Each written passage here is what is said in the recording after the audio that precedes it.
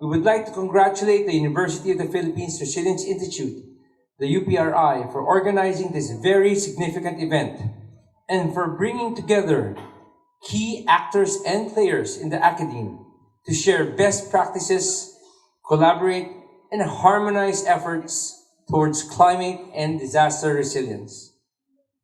Republic Act number 10121, otherwise known as the NDREAM Law, paved the way for the paradigm shift in our country's disaster management system from merely response and preparedness to emphasize on disaster prevention and mitigation and managing disaster risks.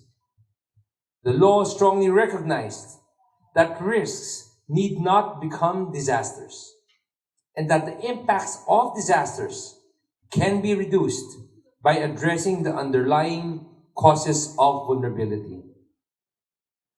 Focus on attaining a vision towards building safer, adaptive, and disaster-resilient Filipino communities towards sustainable development, the NDREAM, or the National Disaster Risk Reduction and Management Framework, emphasized vulnerability reduction as the main focus of the country's collective effort towards resilience building.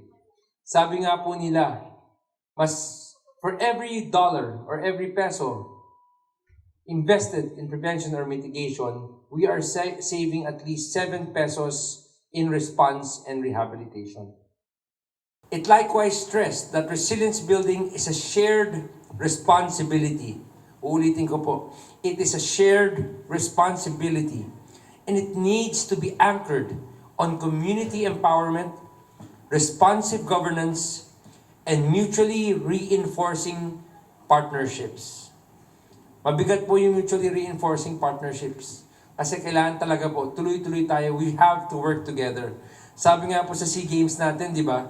We can only win as one.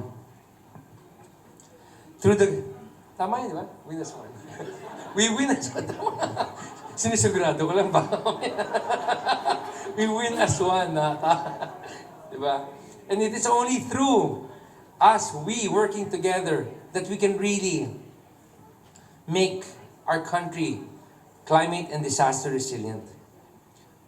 Though the government bears the primary responsibility towards attaining this vision, building public awareness and establishing a collective commitment to develop resilience requires sustained activities which are essentially educational in nature.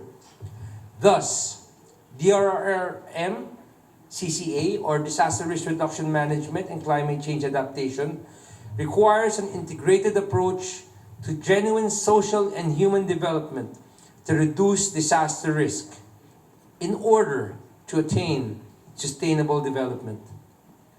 We see the academe's role as one that lies in the continuous updating and organization of knowledge for a wider selection of uses.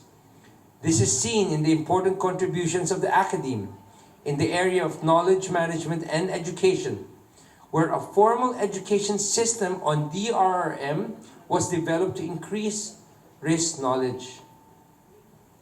Sabi nga rin po, it starts not only even in the definition of the UNSDRR as to disaster resilience. It is not just about the country. It is the international, the country, to the local, up to the very household. That is the importance of risk knowledge. We have also seen academic institutions facilitating researches on DRRM CCA, as well as making various scientific and technological endeavors.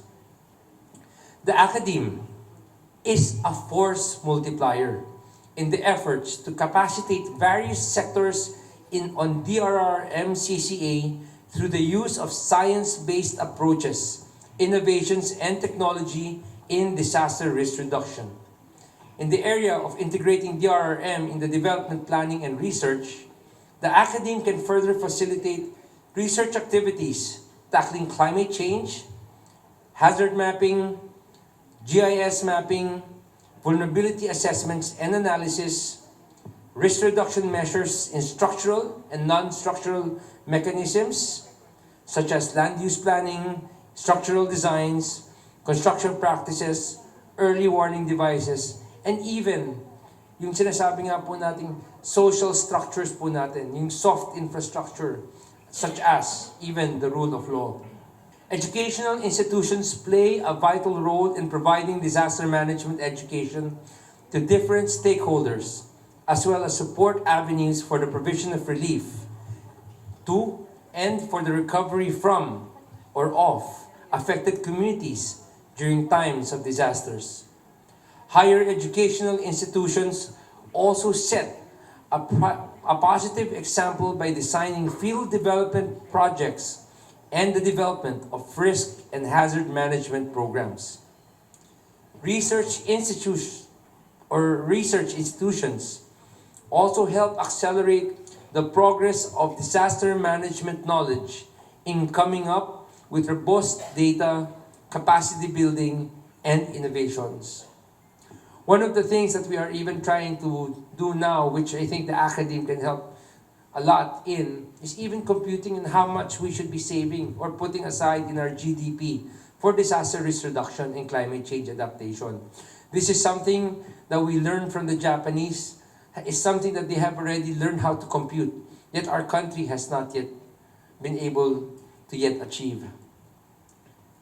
As you conclude this conference, we of the NDRMC, as well as the OCD, or through the OCD, recognizes and laud the academe's contribution in our nation's effort in DRRMCCA. In fact, we congratulate you, all of you, for the establishment of the Philippine Academic Society of Climate and Disaster Resilience. True enough, words are not enough to express our gratitude to all of you for being with us in this pursuit to ensure the well-being and survival of our people against the ravages of hazards and disasters. We thank you all for your tireless pursuit of knowledge and innovation.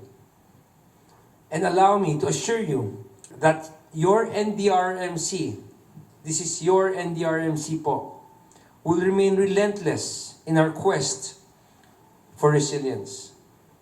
The road ahead may be long and rough, but together we can do much and achieve much. Through our increased coherence, convergence, cooperation, and mutual support for each other, we will realize the vision of a safer, climate change adaptive, and disaster resilient Philippines, enjoying sustained progress and the myriad of blessings of a living Filipino brand of democracy. With that, maraming pong salamat at magandang hapon po sa inyo. Congratulations po ulit.